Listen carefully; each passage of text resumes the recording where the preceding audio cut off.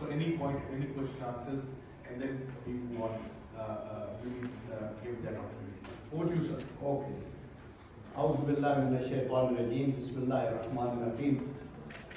मुझे इस चीज़ का एहसास है कि आप काफ़ी लंबी प्रेजेंटेशन हो चुकी हैं और आपको नींद भी आ रही है, तो मैं उन चीज़ों को रिपीट नहीं करना चाहता और ब्रॉडली इख्तिसार के साथ जैसे फ्यू थिंग्स ये कहना चाहता हूँ। देखिए, आज की जितनी हमारे बड़े एनलाइटेंड स्पीकर्स ने बात की है, तो दो तीन चीज़ें इंपॉर्टेंट हैं। पहली बात यह है कि अफ़गानिस्तान में एक इकोनॉमिक सिचुएशन गंभीर है, नंबर वन।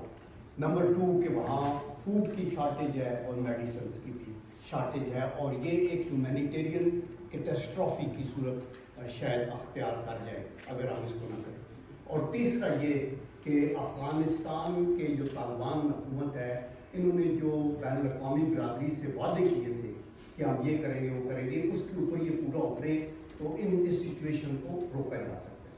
ये तो बात है। इस रेफरेंस से जो आज का हमारा टॉपिक है वो है international geo political environments and Pakistan, and very rightly so, because Afghanistan के इस खुंडी को क्लियर करने के लिए ये बड़ा ज़रूरी है कि आप कॉम्प्रीहेंड करें कि दुनिया में क्या हो रहा है और क्या that support will be forthcoming और it will not be coming, और इन हालात में हम क्या करें। और फिर पाकिस्तान का भी जिक्र है, वेयर डज पाकिस्तान स्टैंड, इसकी ग्लोबली क्या क्रेडिबिलिटी है, हम पाकिस्तान के अंदर क्या कर रहे हैं, पाकिस्तान कितना स्ट्रॉन्ग है डिप्लोमेटिकली कि ये दुनिया के अंदर जाके अफगानिस्तान का व्यू पॉइंट भी दे। हम तो खुद अंडर क्लाउड्स हैं हर जगह, FATF में भी तो IMF में भी तो हर जगह पे जकड़े हुए हैं। तो ये चीज़ें हैं, ब्रॉडर इश्यूज की बात करते हैं। देखिए, और जियो पोलिटिकल एनवायरनमेंट्स के लिए मैं आपको क्योंकि स्टूडेंट्स भी हैं इधर, ये बताना चाहता हूँ कि 20वीं सदी के अवाइल में एग्जैक्टली 1904 में एक ब्रिटिश जोग्राफिया दान था मैकेंडर, उसने ये कहा था कि यूरेशिया का हार्टलैंड के ऊपर जिसका कब्जा होगा वो पूरी दुनिया पे कब्जा कर लेगा। लेकिन इसके बाद फिर एक पॉलिटिकल साइंटिस्ट था अमेरिकन, निकोलस स्पाइकमैन, उसने कहा नहीं, सिर्फ हार्टलैंड नहीं, रिमलैंड इज इम्पॉर्टेंट। तो जिनका रिमलैंड पे कंट्रोल होगा उसका पूरे यूरेशिया पे कंट्रोल होगा और वो वर्ल्ड को कंट्रोल करेगा। आज हार्टलैंड के ऊपर तो डोमिनेंस है चाइना की, लेकिन रिमलैंड जो है उसके ऊपर अमेरिकन जो हैं बड़े बड़े नेवल एयरक्राफ्ट कैरियर्स और वो खड़े हैं और उसको आउट नहीं कर सकते। ये सच्ची बात है कि अमेरिका का डिक्लाइन हो रहा है, और स्पेशली सेकेंड वर्ल्ड वार के बाद जब ये सोल सुपर पावर बने और उसके बाद कोल्ड वार ख़त्म हुई, तो अमेरिका दुनिया का एक स्ट्रॉन्ग तरीन, यानी ह्यूमैनिटी की याद में इतनी स्ट्रॉन्ग हुकूमत नहीं थी जितनी अमेरिका की हुकूमत है। एंड ऑल एनकम्पसिंग, बाकी एम्पायर्स की ये पूरी दुनिया पे 800 बेसेस है इनकी और ये कंट्रोल है। लेकिन डिक्लाइन कब से शुरू हुआ, मसलन इन्होंने कोरियन वार के अंदर गए और कोशिश की कि कोरियन पेनिनसुला पे हम कब्जा कर लेंगे, ये साउथ कोरिया की तरफ से, लेकिन नॉर्थ कोरिया और चाइना ने दबाव के नीचे पुसान पैरामीटर तक ले गए, बिल्कुल ऑलमोस्ट। फिर इन्होंने काउंटर अटैक किया तो 38 पैरेलल पे बात जाके ख़त्म हुई, बिकॉज मैकार्थर जो अमेरिकन जनरल था उसने इंचन लैंडिंग की, जो हिस्ट्री के स्टूडेंट है वो समझते हैं, और इस तरह ये ऊपर आ गए। नंबर 2, क्या डिग्रेडेशन हुई वियतनाम वार के अंदर। आप देखिए, कंबोडिया में उधर करना चाहते थे, हजीमत हुई एट द एंड। आप आखिरी उनके कॉन्टीजेंट जो हैं वो वहाँ वियतनाम की एम्बेसी जो अमेरिका की थी उसके छत से फ्लाई करके वापस आए, क्योंकि इतनी इनसिक्योरिटी। फिर आप देखिए गल्फ वार में आपने सद्दाम हुसैन को तो मार दिया, मे भी आपने तेल के कुकुएं भी कब्जे में कर लिए होंगे, लेकिन दी पॉइंट इज कि आपने अपनी मॉरल अथॉरिटी लूज कर दी, because you went for weapons of mass destruction, और वो सब समझते हैं कि वो वहाँ नहीं थे। आप फिर देखें कि सीरिया में रिजीम चेंज की बात हो रही थी, वो नहीं हुई। ईरान को ठुड्डे लगाना था, वो अभी वो कुछ नहीं हुआ। और एट द एंड जो लास्ट डिबेकल है वो अफगानिस्तान का है। तो अफगानिस्तान में जो कुछ होना था ना, दानिशवरों को पहले से पता था। वो किसी ने बड़ा अच्छा कहा कि तुम्ही ने चश्मपोशी की जहाँ की पेशबीनी से जो होना था वो दीवारों पे लिखा, हमने देखा था। And right at that time when they took over, when they came in, آپ دیکھیں کہ اس وقت سے لوگ شور کر رہے تھے کہ جی یہ یہاں کامیابی ایسے نہیں ہوتی. اچھا دوسرا لوگ یہ کہتے ہیں کہ جی افغانستان میں یہ اتنی بڑی فوج تھی 3 لاکھ کی, یہ کرمبل کیسے ہوگی, یہ سڈن کیوں ہوا؟ اس کی ایک ریزن ہے, میں چونکہ سولجر ہوں اینڈ آئی انڈرسٹینڈ کہ جنگیں کیسے لڑی جاتی ہیں, I am war veteran also. Point یہ ہے آپ جنگ اس وقت تک نہیں لڑ سکتے جب تک کہ آپ کے پاس کاز آف وار نہ ہو. کاز آف وار پاکستان کی کیا آئیڈیالوجی ہے, ہم انڈیا کے ساتھ لڑتے ہیں, ہم جانیں قربان کرتے ہیں بیکاز ہمیں اپنی ماؤں بہنوں کی عزت بچانی ہے. انڈیا کے اندر درندگی ہے, آپ یہ دیکھیں کہ وہ مسلمان کو انسان نہیں سمجھتے, آپ ان کے کئی ان لوگوں کے بیانات پہ سے, تو ہم تو جان دے دیں, ہم دیں گے بیکاز ہمیں بچانا ہے. چاہے افغانستان کے اندر فارن فورسز اگر بیٹھ کیوں آکوپائڈ کر کے, تو ہاؤ ول دی افغانی خود اس کو ڈیفینڈ کریں گے. کاز آف وار نہ ہو تو ول ٹو فائٹ نہیں ہوتی, اور اگر ول ٹو فائٹ نہ ہو تو پھر یہی ہوگا کہ 3 لاکھ کی فوج 3-4 دنوں کے اندر سارے ہتھیار ڈال دیے, because they were not convinced کہ یہ بات تھی, یہ ان کی مجبوری تھی. وہ وہاں کھڑے تھے بیکاز ان کو روزگار چاہیے, بچے پالنے ہیں, تو ٹھیک ہے جی رائفلیں اٹھاؤ یہ کرو. الٹیمیٹلی وہ جو افغانستان کی اپنی آئیڈیالوجی ہے, جو ان کی اپنی ایک کلچر ہے, جو ان کی اپنی ایک سوچ ہے, اس کے مطابق وہ ایک ٹرائبل سوسائٹی ہے, ان کو آگے جانے دیں. اچھا تیسری بات جو ابھی یہ کئی دفعہ آتی ہے کہ جی آپ نے یہ پاکستان کا انٹرسٹ ہے کہ افغانستان اس کی اسٹریٹجک ڈیپتھ ہے, یہ مس نومر ہے. ہمیشہ ایکسپلین کیا گیا ہے کہ دیکھیں اسٹریٹجک ڈیپتھ کیا ہوتی ہے. Strategic depth is a distance in miles from the FDLs, forward defended localities, ہمارا بارڈر جو انڈیا کے ساتھ ہے, up to your heartland. اور ہارٹ لینڈ کیا ہے؟ جو آپ کا کمیونیکیشن سینٹرز ہیں, آپ کے ہیڈ کوارٹرز ہیں, آپ کے پاپولیشن سینٹرز ہیں, اس تک اگر دشمن اس FDL کو کراس کر کے آپ کے heartland and headquarters کو کرمبل کر دیتا ہے تو you are gone. Where is Afghanistan and where is Iran and all that? Yes, Afghanistan is our strategic security because ابھی انڈیا نے جب یہاں طالبان کی حکومت چلی گئی تو انڈیا نے پاکستان کو 2 ڈائریکشن وار میں انوالو کر دی کہ آپ ادھر سے ہم کریں گے, اور ادھر بھی انڈیا اور ادھر بھی انڈیا. $3 بلین انہوں نے انویسٹ کیے تھے اور وہ آگے.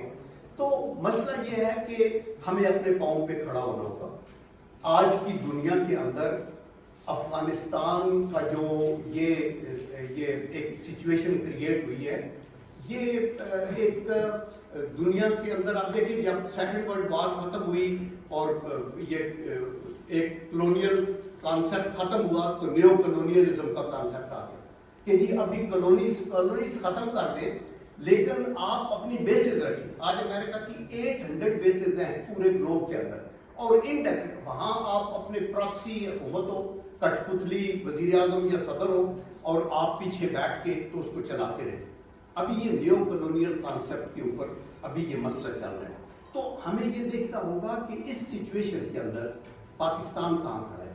دیکھیں انفارچونیٹلی جب یہ افغانستان کی سچویشن ڈیولپ ہوئی تھی تو اس وقت پاکستان کے اندر کوئی ڈیموکریٹک گورنمنٹ نہیں تھی. وہاں ایک ون مین رول تھا پرویز مشرف صاحب کے, وٹ ایور ون وے سے it was a military government. And that is the reason کہ افغانستان کا سفیر بھی جو ہے ملا ضعیف کو ہم نے پکڑ کے ان کے حوالے کر دیا, which is against the international norms. There is no question, never it has happened, but everybody was quiet and they were very happy, they were clapping. انہوں نے اس کو انڈریس کیا, اس کو کھجل اور وار کیا. 3 years in Guantanamo base and then they said he is innocent and he can go. Who will give him justice? Who will give justice to their children? آج ہم افغانستان سے یہ توقع رکھتے ہیں کہ انہوں نے 20 سال کی مار کھا کے اپنے بچے ذبح کرا کے اپنے ان کے ریلیٹیوز کڈس اینڈ کن, ان کی اپنا انفراسٹرکچر, ان کی بالکل ہر چیز کو تباہ کر کے, تو آپ کہہ رہے ہیں ویمن کو رائٹ دی. آپ دیکھیں کہ امریکہ آزاد ہوا تقریباً 1776 یا 78 میں, 150 سال کے بعد انہوں نے عورتوں کو ووٹ کا حق دیا 1920 میں آ کے. اس سے پہلے عورتوں کو ووٹ کا حق نہیں تھا, اور بلیک کو تو بالکل نہیں تھا, سلیوری تھی وہاں. خدا کے لیے ہیو اے ہارٹ. آپ لوگوں کی انٹیلیجنس کو انسلٹ نہ کریں. Afghanistan has a merge, it's a tribal society, ان کے وار لارڈز ہیں، ان کا ایک اپنا سسٹم ہے، یہ لڑتے جھگڑتے بھی رہتے ہیں، but it's their own country. Yes they will make sure کہ عورتوں کو ضرور، ہماری بہنیں بچے، یہ اسلامک کانسیپٹ ہے. خواتین نبی کریم صلی اللہ علیہ وسلم کی جنگوں میں آگے جا کے بھی مدد کرتی رہی. I am sure they will bring them forward and they are seeing it they will do. But who are we to tell them کہ نہیں آپ ایسے کرو، آپ ایسے کرو؟ Can we go and tell Americans کہ جی آپ کا تو آج تک کوئی عورت صدر نہیں رہی تو آپ صدر بنائیں؟ تو دے ول سے کہ اوکے بس آپ why are you interfering in our affairs. So یہ افغان ہمارے بردرز کو یہ سوچنا ہے کہ ان کو کیا چاہیے. یہ ڈیفینیٹلی ایجوکیشن کے اوپر بھی زور دیں، کوئی خواتین کی ایجوکیشن بلکہ پروجیکٹ کرے.